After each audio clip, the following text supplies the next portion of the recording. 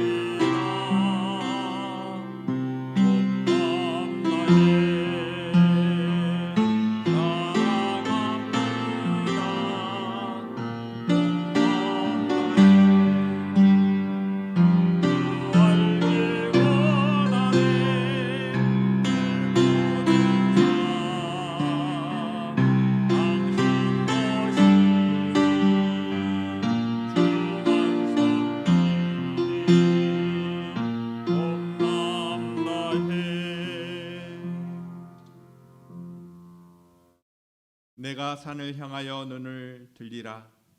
나의 도움이 어디서 올까?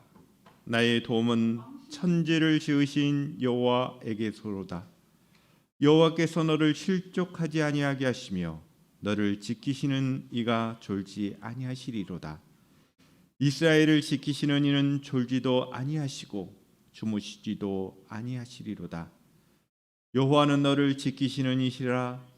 여호와께서 내 오른쪽에서 내 그늘이 되시나니 낮에 해가 너를 상하게 하지 아니하며 밤에 달도 너를 해하지 아니하리로다. 여호와께서 너를 지켜 모든 환난에서 면하게 하시며 또 내 영혼을 지키시리로다. 여호와께서 너희 출입을 지금부터 영원까지 지키시리로다. 아멘. 사랑의 하나님 아버지, 우리를 지켜 보호하여 주신 그 은혜 감사드립니다. 오늘 이 시간도 이러한 은혜를 입어 주님 앞에 나와 예배하오니 우리 예배를 기뻐 받아 주시옵소서. 하나님만을 진정으로 바라보는 귀한 심령들이 되게 하옵소서. 예수님의 이름으로 기원하옵나이다. 아멘.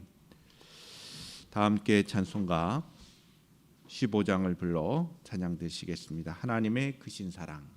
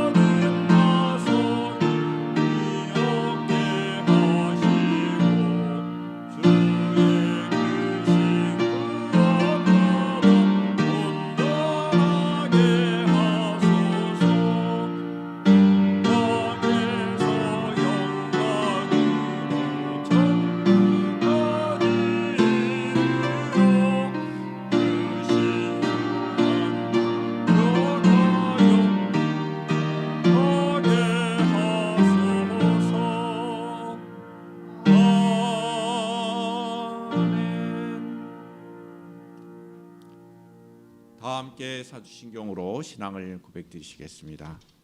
나는 전능하신 아버지 하나님 천지의 창조주를 믿습니다. 나는 그의 유일하신 아들 우리 주 예수 그리스도를 믿습니다. 그는 성령으로 잉태되어 동정녀 마리아에게서 나시고 본디오 빌라도에게 고난을 받아 십자가에 못 박혀 죽으시고 장사된 지 사흘 만에 죽은 자 가운데서 다시 살아나셨으며 하늘에 오르시어 전능하신 아버지 하나님 우편에 앉아 계시다가 거기로부터 살아있는 자와 죽은 자를 심판하러 오십니다. 나는 성령을 믿으며 거룩한 공교회와 성도의 교제와 죄를 용서받는 것과 몸의 부활과 영생을 믿습니다. 아멘. 다 함께 자리에 앉으셔서 우리 함께 예수가 함께 계시니 325장으로 찬양되시겠습니다.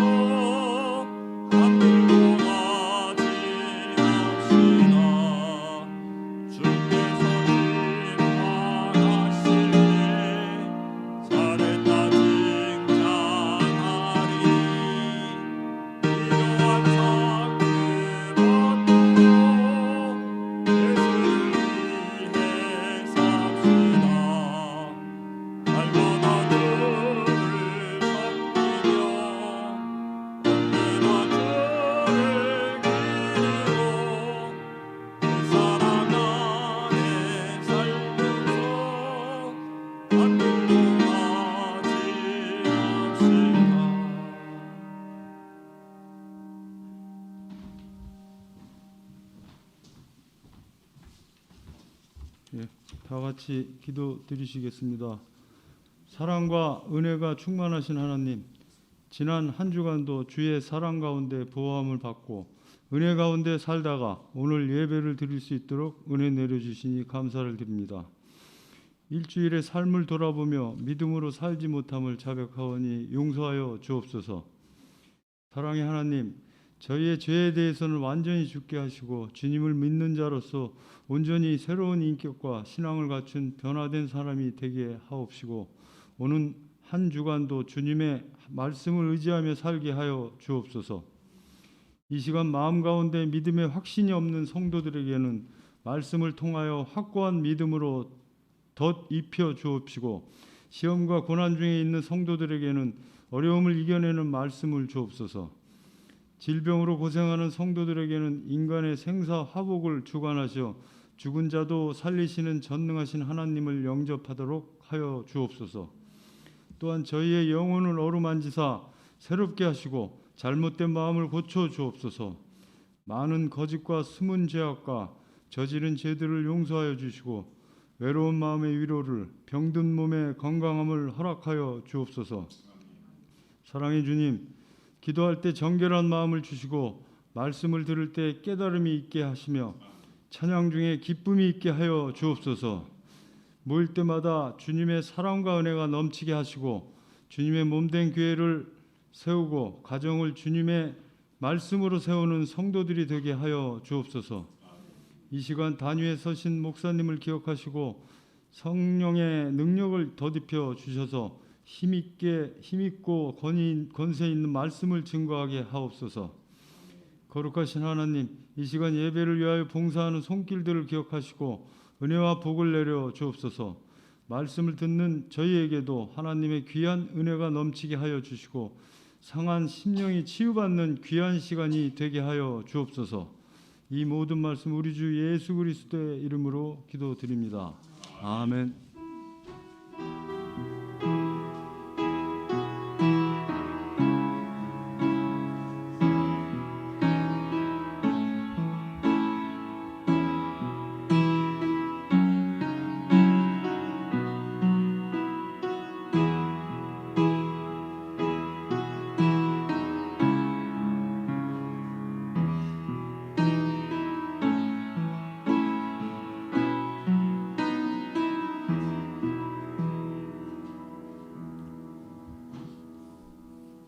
다 함께 봉헌의 시간을 갖도록 하겠습니다. 우리 함께 찬양하며 봉헌하시겠습니다.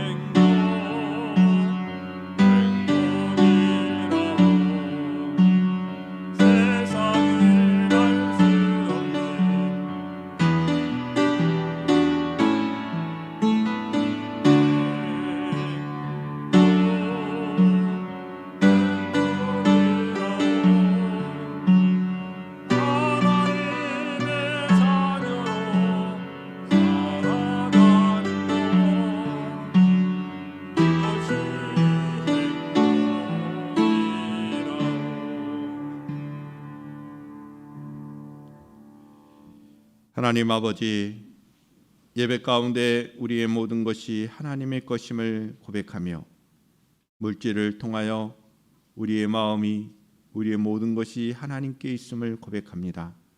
주님, 이 드려진 귀한 예물 가운데 하나님 놀라우신 축복으로 함께 하옵소서.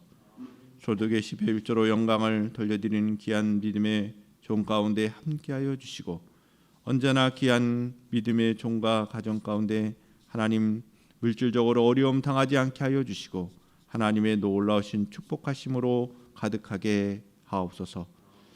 하나님 아버지, 목적을 가지고 귀한 예물 드립니다. 하나님의 복음이 전파되기를 소망하는 마음으로, 귀한 순교의 아름다운 교실을 맺어가기를 소망하는 마음으로, 귀한 순교의 예물 또한 주님의 몸된 교회가 든든히 세워져 가기를 소망하는 마음으로 건축의 예물로 주님 앞에 영광을 돌려드리오니 이 귀한 목적에 따라 아름답게 사용되어지는 예물이 되게 하옵소서.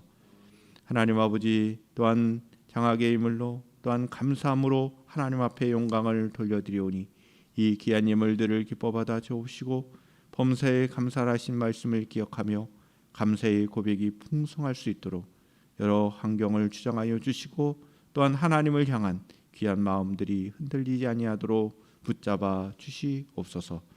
주정헌금으로 주님 앞에 영광을 돌려드리는 우리 모든 믿음의 권속들에게 하나님 풍성하신 은혜를 입혀 주시기를 원합니다.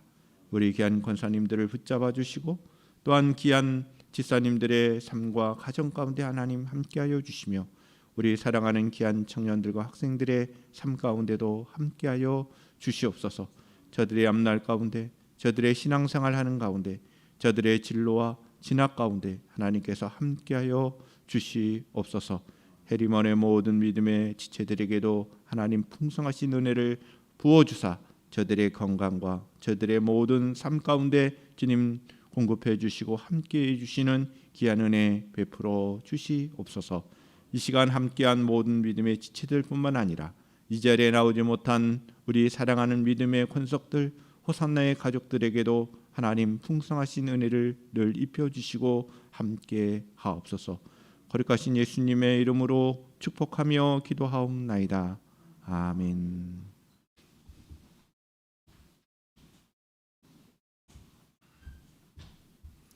하나님의 말씀을 교독하겠습니다.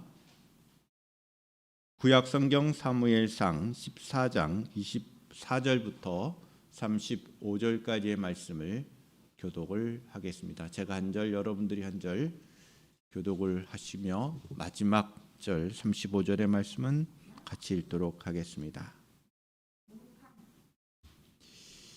이날에 이스라엘 백성들이 피곤하였으니 이는 사울이 백성에게 맹세시켜 경계하여 이르기를 저녁곧 내가 내 원수에게 보복하는 데까지 아무 음식물이든지 먹는 사람은 저주를 받을지어다 하였음이니라. 그러므로 모든 백성이 음식물을 맛보지 못하고 백성이 숲으로 들어갈 때 꿀이 흐르는 것을 보고도 그들이 맹세를 두려워하여 손을 그 입에 대는 자가 없었으나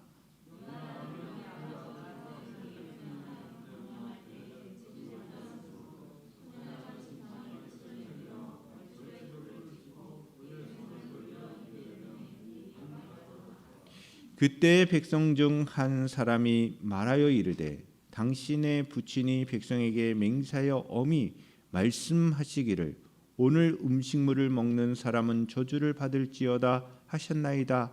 그러므로 백성이 피곤하였나이다 하니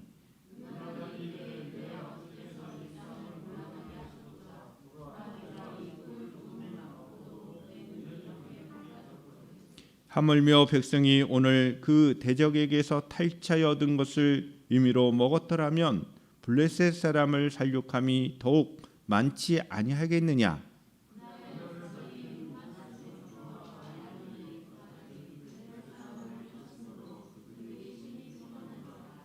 백성이 이에 탈취한 물건에 달려가서 양과 소와 송아지들을 끌어다가 그것을 땅에서 잡아 피채 먹었더니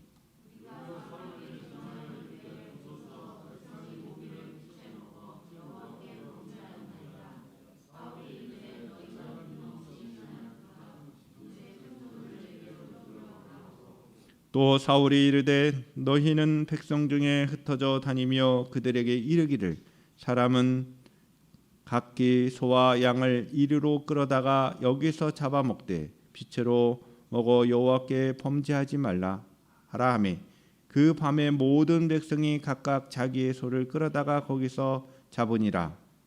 사울이 여호와를 위하여 제단을 쌓았으니 이는 그가 여호와를 위하여 처음 쌓은 제단이었더라. 아멘. 영상 찬양으로 함께 은혜를 나누시겠습니다.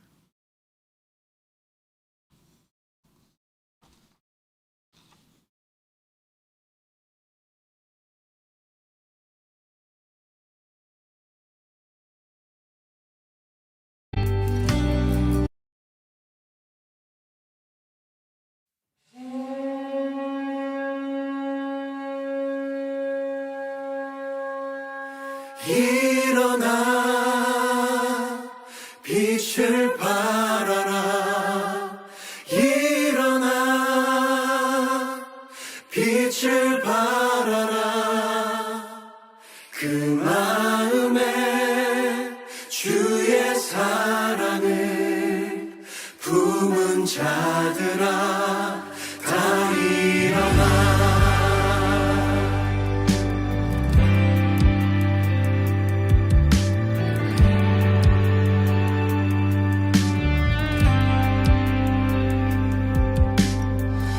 숨겨진 모든 것 드러내며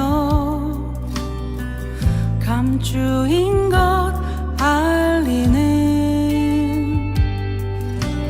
이 세상의 빛이라 산 위에 동네는 숨길 수 없네. 착한 행실을 보일지라. 등푸른 등경 위에 두나니 이는 많은 사람들이 와서 그 빛을 보고 빛 가운데로 오게 하려 함이라. 일어나 빛을 발하라. 일어나 빛을 발하라. 그 마음에 주의 사랑을 품은 자들아 다 일어나.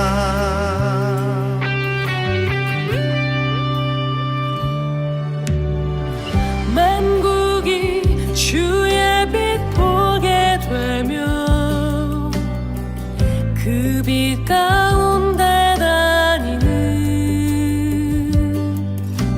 주 예수의 영광과 권능에 그날을 보게 되리니 너는 일어나 빛 발하라. 너희는 택하신 족속이요 왕 같은 제사장이요 거룩한 나라요 그 백성이니 주를 증거하여라. 일어나 빛을 발하라. 일어나 빛을 발하라.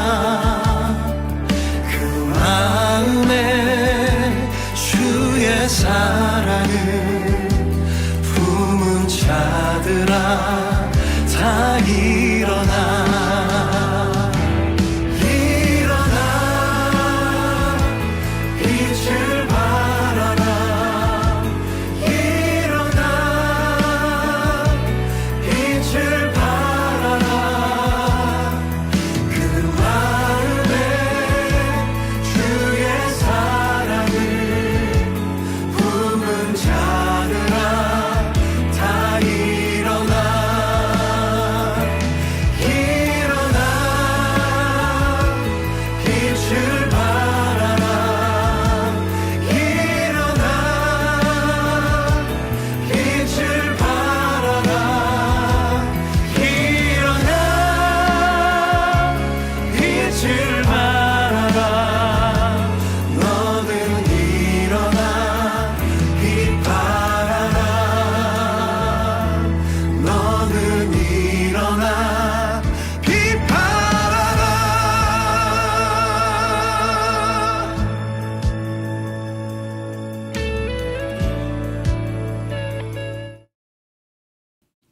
기도드리시겠습니다. 하나님 아버지, 오늘 이 시간 주의 말씀을 듣는 복된 시간 허락하여 주시니 감사합니다. 구약 성경에 기록된 사무엘상의 말씀을 계속해서 묵상하는 가운데 저희들 이와 같이 귀한 본문의 말씀을 가지고 하나님의 뜻을 알기를 원하오니 성령 하나님께서 함께해 주셔서 이 귀한 역사서를 통하여 우리에게 알려주시고자 하신 하나님의 뜻을 알아가는 복된 시간이 되게 하여 주시옵소서. 말씀으로 충만하는, 그래서 우리의 삶에 순종의 열매를 맺어가는, 그래서 하나님의 나라를 더욱더 이 땅에 이루어가는 복된 시간이 되게 하옵소서. 거룩하신 예수님의 이름으로 기도하옵나이다. 아멘. 할렐루야. 우리 호산나 가족 여러분들을 진심으로 사랑하고 환영하고 축복합니다. 축복합니다. 네, 서로 인사를 나눴으면 좋겠습니다. 사랑하며 축복합니다.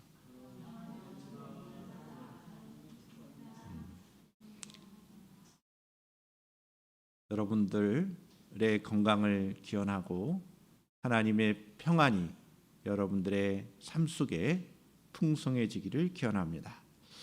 이 시간 말씀을 통하여 하나님을 향한 우리의 예배가 진정으로 온전하게 되기를 또한 바랍니다.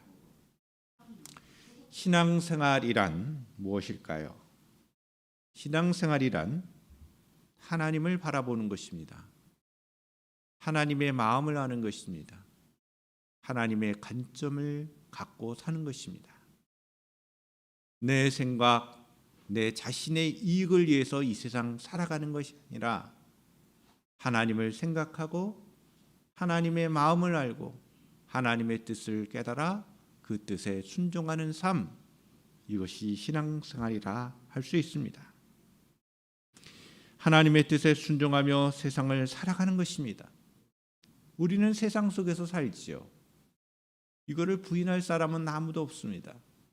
우리의 인생은 이 세상에 태어나서 이 세상을 살다가 이 세상을 떠나가는 인생입니다. 이 세상에 사는 것 당연합니다. 그래서 이 세상이 주는 여러 가지 관점들이나 세상의 가치들이나 세상이 요구하는 것을 우리는 거절하기가 어렵습니다. 그럼에도 불구하고 우리가 신앙생활을 한다는 것은 이 세상 가운데서 세상의 관점보다는 하나님의 관점으로 자신의 뜻을 세우기보다는 하나님의 뜻을 따라 이 세상을 살아가는 것이 신앙생활이라 말할 수 있다는 것이죠. 이러한 신앙생활에 대한 분명한 이해를 갖고 저와 여러분들이 진정으로 참된 신앙생활을 할 수 있기를 주님의 이름으로 다시 한 번 더 축원합니다. 우리 모두 하나님께서 원하시는 신앙생활을 하는 것이 중요합니다. 오늘 본문의 말씀을 보시면 하나님의 관점보다는 자신의 의지나 자신의 행동으로 어리석은 모습을 보여준 인물이 나옵니다. 그 인물이 누구냐?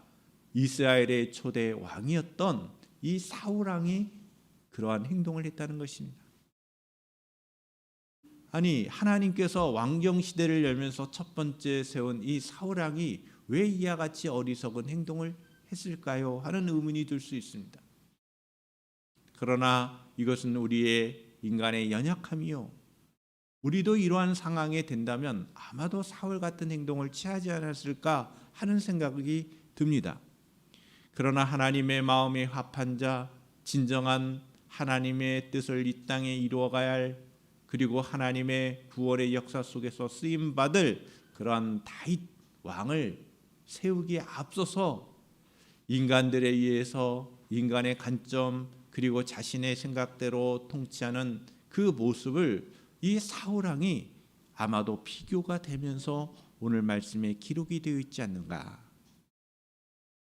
그래서 이 사울 왕에 대한 이 어리석음을 보게 되면 다윗이 얼마나 전쟁에서 유능했고 그리고 하나님의 마음에 합한 왕으로서 이스라엘의 진정한 통치자로서 쓰임을 받았는가라고 하는 것을 우리는 보게 됩니다. 사무엘상의 전체적인 그 말씀의 흐름이다라고 볼 수 있습니다. 사무엘상 13장, 14장의 말씀은 사울과 그 집안에 어떻게 보면 이 어리석은 조치와 행동 때문에 몰락의 모습을 보여준다라고 할 수 있습니다. 하나님의 관점이 아닌 사람의 관점을 추구한 사울, 그리고 그의 아들 요나단이 그의 행동에 그 결과로서 몰락을 가져오게 되는 상황이 되었다는 것이죠. 사울의 아들 요나단이 무모한 용기로 전쟁이 일어납니다. 그의 용기로 야기된 바벨론과의 전쟁이 위기로 시작이 되지만 요나단은 결국 바벨론과의 전쟁에서 승리를 이끌어갑니다. 요나단이 어떤 면에서는 아버지보다도 더 좋은 모습을 보여주고 있는 내용입니다. 요나단은 이 전쟁의 승리를 위해서 최선을 다합니다. 그러나 사울 왕은 그렇지 못했습니다. 사울에 비하여 요나단은 이스라엘의 승리를 위하여 매우 적극적으로 전쟁에 참여하지만 사울은 그렇지 못했습니다. 이러한 모습은 이스라엘 백성들에게도 인정을 받았습니다. 당시에 왕이 된다, 어떤 지도자가 된다라고 했을 때 그 자질을 이야기할 때 군사적인 능력이 중요한 시기였습니다. 그래서 왕이 되는 그 자질 중에 하나가 이 세상 나라의 관점에서도 마찬가지인데 전쟁에서 승리하는 지도자, 전쟁을 잘 수행하는 사람이 왕이 되는 그런 자질을 사람들한테 인정을 받았다는 것이죠. 요나단과 용맹한 모습이 나중에 다윗에게도 있습니다. 그러나 다윗이 전쟁에서 전투하는 그 수행 능력에 더 요나단보다 월등했다라고 하는 것이 그 이후의 말씀을 읽어가면 알 수가 있습니다. 예를 들어서 사울과 요나단이 1000명을 죽였다면 다윗은 10,000명을 죽였다, 이렇게. 전쟁 수행 능력에 있어서 탁월한 모습을 보여주고 있는 그 내용을 이 역사서를 통해서 보여주고 있다는 것입니다. 이스라엘 초기 왕정 시대 역사에서 왕의 후보자의 중요한 자질, 이것은 군사적인 능력이었고 전쟁 수행 능력의 왕의 자질로서 부각된 그 시기에 이와 같이 요나단이 부각이 됩니다. 그러나 그 이후에 보면 다윗이 더 탁월한 전쟁 능력의 그 일들을 보여주고 있다는 것입니다. 하나님께서는 이스라엘을 구원하심으로 승리를 주셨습니다. 23절의 말씀을 보시면 오늘 본문 24절 그 이전에 있는 이 마지막 23절의 말씀을 보시면 전쟁에서의 승리가 하나님의 구원하심으로 이루어진 하나님의 승리임을 보여줍니다. 물론 전쟁을 일으킨 사람은 요나단입니다. 그러나 이 전쟁의 역사 가운데 주도적으로 이 전쟁을 이끌어 가신 분은 하나님이시고 그 하나님이 이스라엘의 구원을 위하여 이 전쟁을 승리로 이끌어 가셨다는 것입니다. 바벨론과의 전쟁에서 승리를 이제는 앞둔 사울, 전에는 그렇게 크게 관여하지 않았어요. 조력하지 않았어요. 요나단은 전장에서 실전에서 전쟁을 수행했지만 사울은 뒤편에서 그 일을 감당하지는 않았습니다. 근데 사울은 전투로 인해서 지친 군사들에게 이런 얘기를 하는 거예요. 적을 섬멸할 때까지 아무것도 먹지 말아라. 그리고 먹는 날에는 저주를 받는다라고 하는 음식을 먹지 않는다는 이 맹세를 시킨 거예요. 우리가 음식을 먹으면 저주를 받을 것이야 라고 하는 그 맹세를 시킨 것입니다. 저주 맹세죠. 하나님을 위한 맹세가 아니었습니다. 이것은 전쟁의 승리를 앞두고 자신과 그리고 자신의 어떤 복수심에 대한 조치였습니다. 철저하게 하나님의 관점보다 이스라엘 백성들을 생각하는 조치가 아니라 자기 자신과 자신의 목적을 이루기 위한 조치가 바로 저주 맹세. 음식을 먹으면 저주를 받는다.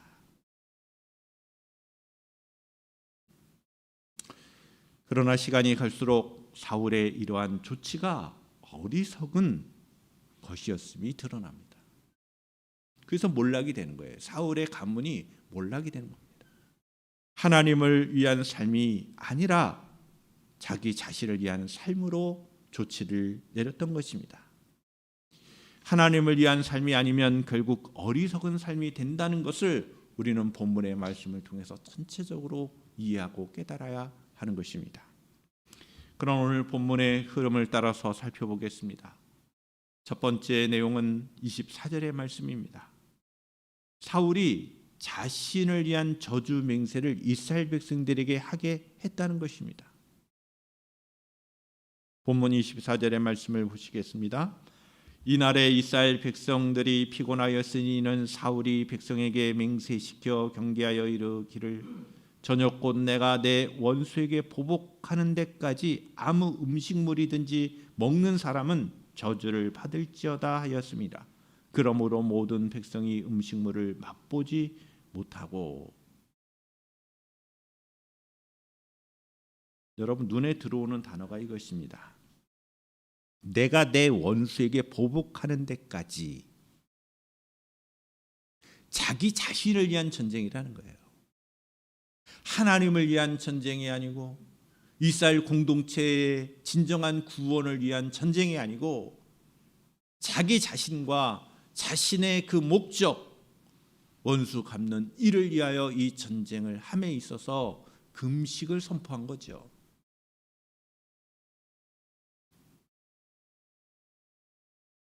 이스라엘 백성들에게 맹세시킨 것은 금식입니다.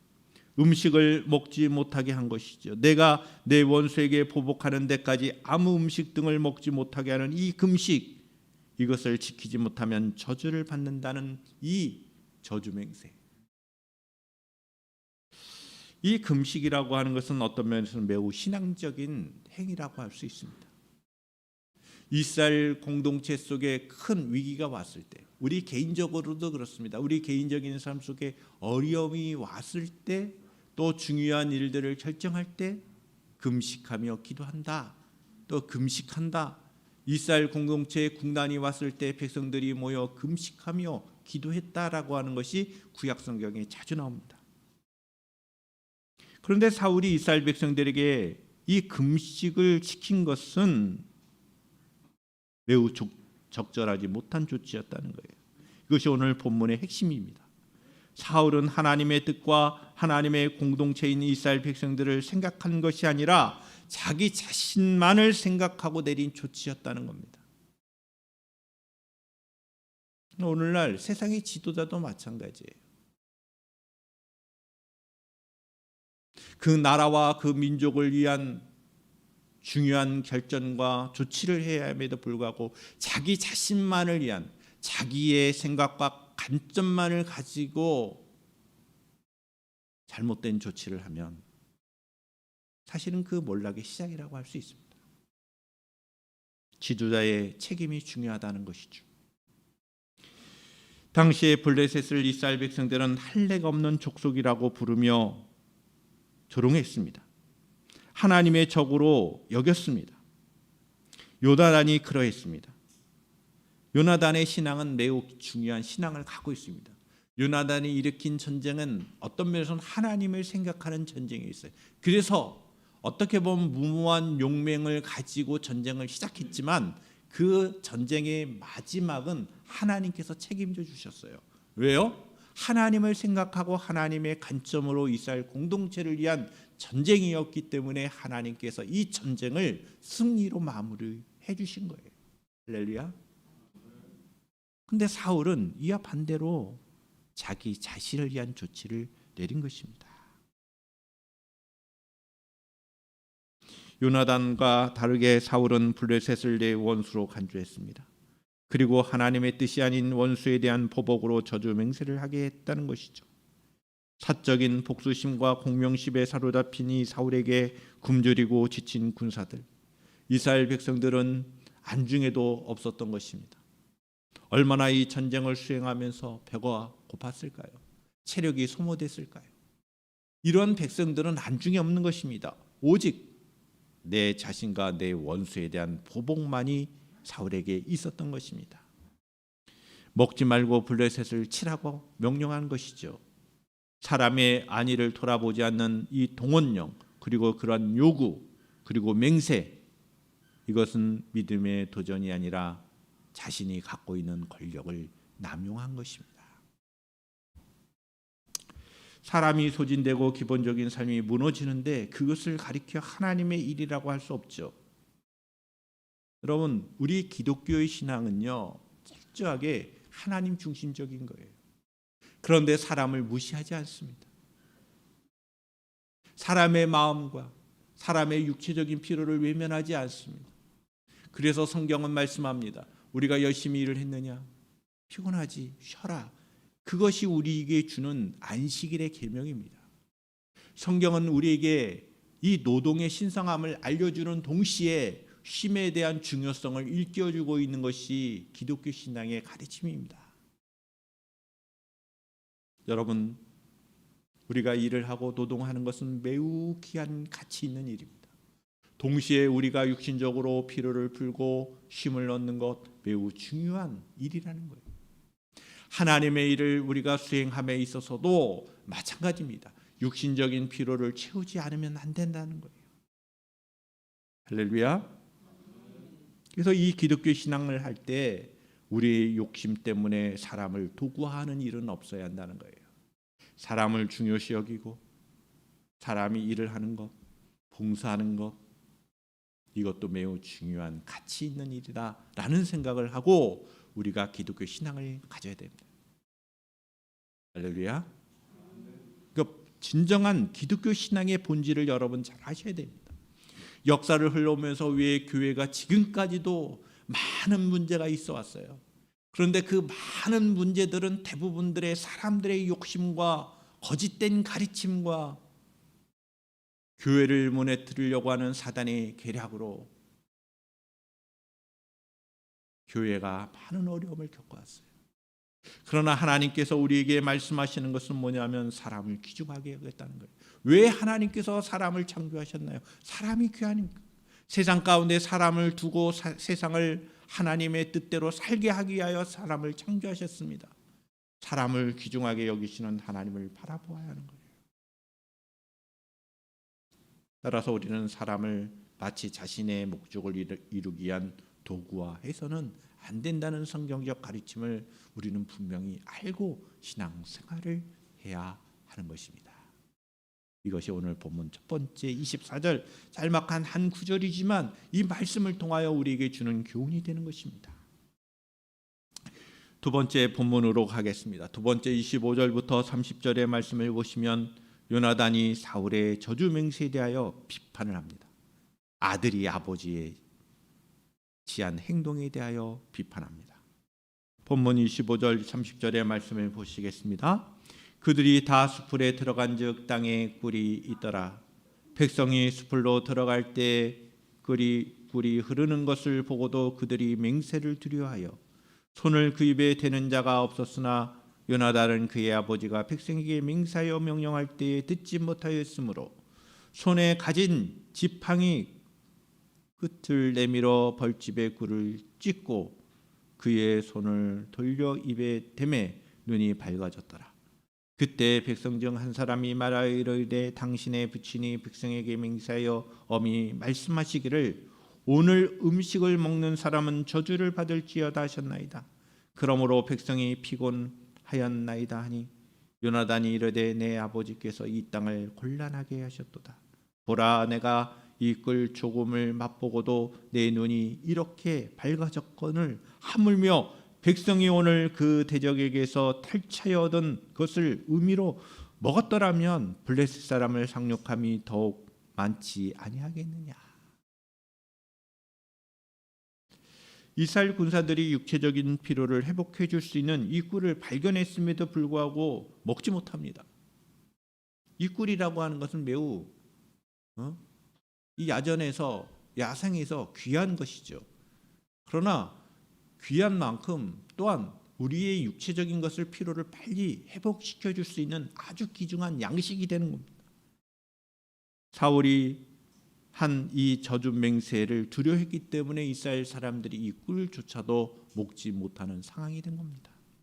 그러나 요나단은 아버지인 사울의 이와 같은 이 맹세 명령을 듣지 못했습니다.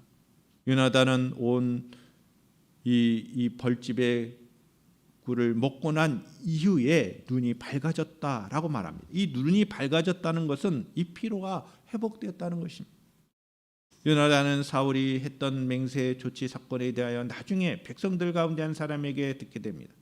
이에 요나단은 자신의 아버지가 이스라엘을 힘들게 했다, 곤란하게 했다, 이스라엘에게 어려움을 줬다라고 비판하죠. 이 땅을 곤란하게 했다고 말하는 이 표현, 그리고 꿀을 조금 맛보고 눈이 밝아졌고 또 이 전쟁에 탈취한 음식들을 우리가 임의적으로 먹었더라면 더 많은 이 적군들을 죽였을 것이라는 거예요. 큰 승리를 얻었을 거라는 거예요. 이스라엘 군사들은 사울이 개인적인 욕심으로 맹세신 저주의 굴레를 묶여 꿀을 보고도 먹지 못했던 것을 비판하게 된 것입니다. 사울의 이 맹세를 듣지 못한 요나단, 그는 이 오히려 두려워하기보다는 그 맹세를 비판하는 그런 모습을 보게 됩니다. 왜냐하면 요나단의 보기에도 이것은 매우 어리석고도 비상식적인 그런 조치였다는 겁니다. 매우 비신앙적인 맹세였다는 것을 분별력 있게 요나단은 바라보았다는 것입니다. 분별력을 가진 요나단만이 사울의 어리석은 맹세에 대하여 자유로웠습니다. 말도 안 되는 그런 삶을 강요한다는 것, 이것은 성경적 가르침이 아닙니다. 우리가 신앙생활 할 때도 마찬가지죠. 하나님은 우리의 모든 형편을 잘 알고 계십니다. 할렐루야. 그래서 하나님께서는 우리에게 우리가 상상할 수 없는 일을 시키지 않는다는 거예요. 여러분, 전쟁에 임하는 군사들에게 먹을 것을 제대로 공급하지 않는 이 음식을 금지한다는 그 조치가 말이 되는 상황입니까? 전쟁을 수행해야 할 군인들에게 먹을 것을 제대로 공급하지 않는다는 이것은 매우 잘못된 조치라는 거예요. 분별력을 가져야 되죠. 신앙의 이름으로 강요되는 몰상식하고 비인격적인 그런 굴레를 하나님은 결코 만들지 아니하시는 분이라. 할렐루야. 저는 이런 하나님을 믿습니다. 그리고 우리 호산나의 가족도 이런 하나님을 믿을 수 있기를 축복합니다. 그래서 우리의 지혜로움이 필요해요. 분별하고 또 이러한 일에 대해서는 대처하고 할 수 있는 지혜로움이 필요합니다. 그 지혜로움은 언제나 하나님의 말씀을 진정으로 묵상할 때 나타납니다. 그리고 그 말씀의 뜻을 따라 그 삶을 추구할 때 생겨나는 것입니다. 여러분들의 삶 가운데 언제나 하나님의 말씀을 묵상하고 그 뜻에 순종하려고 하는 그런 마음으로 신앙생활을 할 수 있기를 축복합니다. 그래야 어리석은 행동을 취하지 않을 수 있고 지혜로운 삶을 우리가 살 수가 있는 것입니다. 마지막 세 번째 본문이 되겠습니다. 31절 이하 35절의 말씀을 보시면 저주 맹세의 기간이 이 맞춰진 이후에 이스라엘 군사들은 이성을 잃게 됩니다. 왜 그래요? 그동안 못 먹었잖아요. 탈진했잖아요. 배고프잖아요. 허겁지겁 음식을 먹는데 고기를 먹는데 소나 양이나 그러한 짐승들을 잡아서 고기를 먹어야 되는데 본문의 말씀은 강조되는 게 뭐예요? 피채 먹었다. 피채 먹었다라고 하는 것은 성경 말씀을 보면 구약 성경의 율법에 보면 피채 먹지 말라는 규정이 있습니다. 그 피채 먹지 말라고 하는 그 의미의 진정한 의미의 해석은 이것입니다. 피에는 생명이 있다. 이거 그래서 잘못된 이단들은 이 피채 먹지 말라는 것을 예를 들어서 음식과 가서 순대 먹지 말라 이런 식으로까지도 얘기를 해요. 피 먹는 것에 대한 피에는 생명이 있기 때문에 그것이 아니라 이 피에는 생명이 있다고 하는 그 말씀의 의미는 여러분 생명의 귀중함을 알아라는 거예요. 짐승을 잡을 때 피채 먹었다고 하는 것은 그냥 도살을 해서 아무렇게나 막 먹었다는 거예요. 생명을 귀중하게 여기지 않. 동물이라 하더라도 그 생명을 귀하게 여기지 않는 행동이 피채 먹는 행동입니다. 그래서 하나님께서는 그걸 금지하신 거예요. 사람에게 피를 흘리는 행동은 그 사람의 생명을 빼앗는 것 같이 생명의 존엄성을 무시하는 거다. 그것이 성경의 가르침입니다. 짐승을 잡아먹되 피채 먹지 말라라는 그 규정을 두신 참된 의미는 생명의 짐승이라 할지라도 그 생명을 귀한 것으로 알아라 라고 하는 것이 하나님의 뜻이라는 거예요. 그래서 여호와께 범죄한 행동이 되는 것입니다. 이스라엘 군사들은 바로 이와 같은 범죄를 저지르게 되는 것입니다. 31절 35절의 말씀을 읽어보겠습니다. 그날의 백성이 믹마스에부터 아알론에 이르기까지 블레셋 사람들을 쳤으므로 그들이 심히 피곤한지라. 백성이 이에 탈취한 물건에 달려가서 양과 소와 송아지들을 끌어다가 그것을 땅에서 잡아 비채 먹었더니 무리가 사울에게 전하여 이르되 보소서 백성이 고기를 비채 먹어 여호와께 범죄하였나이다. 사울이 이르되 너희가 믿음 없이 행하였도다. 이제 큰 돌을 내게로 굴려오라 하고 또 사울이 이르되 너희는 백성 중에 흩어져 다니며 그들에게 이르기를 사람은 각기 소와 양을 이리로 끌어다가 여기서 잡아먹되 비채로 먹어 여호와께 범죄하지 말라 하라 하며 그 밤에 모든 백성이 각각 자기의 소를 끌어다가 거기서 잡으니라. 사울이 여호와를 위하여 제단을 쌓았으니 이는 그가 여호와를 위하여 처음 쌓은 제단이었더라. 사울 왕이 마치 여호와를 위한 신앙생활을 잘한 것처럼 보입니다. 제단을 쌓고 첩 제사를 드리고. 그러나 그 과정을 보게 되면 결국 그렇지 않습니다. 오늘 본문의 흐름은 이거예요. 결국 이 사태를 만든 그 장본인이 누구다? 사울이라는 거예요. 전체적인 그 문맥의 흐름은 이스라엘 군사들이 이성을 잃고 피채의 고기를 먹는 그 행위를 할 수밖에 없는 그 원인이 뭐냐? 사울이 행한 조치였기 때문이라. 다시 한번 이 말씀을 되새겨 봅시다. 저녁이 되었습니다. 사울이 저주 맹세한 기간이 끝났습니다. 배고픔에 이성을 잃은 군사들은 전리품인 고기를 피채 먹는 죄를 짓고 말지요. 물론 이 피채 먹는 백성의 잘못이 있지만 오늘 말씀은 이스라엘 군사를 극도로 허기로 몰아간 원인 제공자가 바로 사울의 그 금식 명령이었다. 그리고 저주까지 하는 명령. 꼼짝 못하게 한 것입니다. 다른 사람들을 지나치게 통제하는 것과 다른 사람들을 지나치게 통제받는 건 모두 큰 죄로 이어질 위험성이 있습니다. 사울의 매우 비정상적인 억압과 강요는 백성들의 죄를 폭발하게 했다는 것입니다. 사울과 요나단의 그 전쟁을 통한 여러 가지 모습들을 이 본문 13장 14장의 말씀을 계속해서 이어지는 내용은 결국 하나님의 마음에 합한 다윗에게로 이 왕권이 넘어가게 됨을 보여주는 역사를 기록하게 하십니다. 하나님의 관점을 가지고 하나님의 뜻을 따른 진정한 신앙생활을 하는 것이 매우 중요함을 이 성경의 말씀을 통하여 이 역사를 통하여 우리가 깨닫게 되는 것입니다. 진정한 신앙생활을 하는 참된 그리스도인들이 될 수 있기를 주님의 이름으로 축원합니다. 하나님께서 주신 믿음으로 격려로 또한 하나님의 관점으로 하나님에 대한 순종으로 우리의 신앙생활에 아름다운 열매를 맺어갈 수 있는 저와 여러분들이 될 수 있기를 주님의 이름으로 축원합니다. 아멘. 기도하겠습니다. 고마우신 아버지 하나님, 오늘 말씀이 우리의 생명의 양식이 되게 하여 주시옵소서. 주님, 우리의 지혜로움, 분별력을 갖는 그 영적인 능력을 허락하여 주시옵소서. 하나님의 관점으로 참된 신앙생활을 할 수 있는 저희들 되게 하옵소서. 거룩하신 예수님의 이름으로 기도드리옵나이다. 아멘. 다 함께 자리에 일어나셔서 함께 비전 찬양 드리고 축도함으로 예배를 마치겠습니다.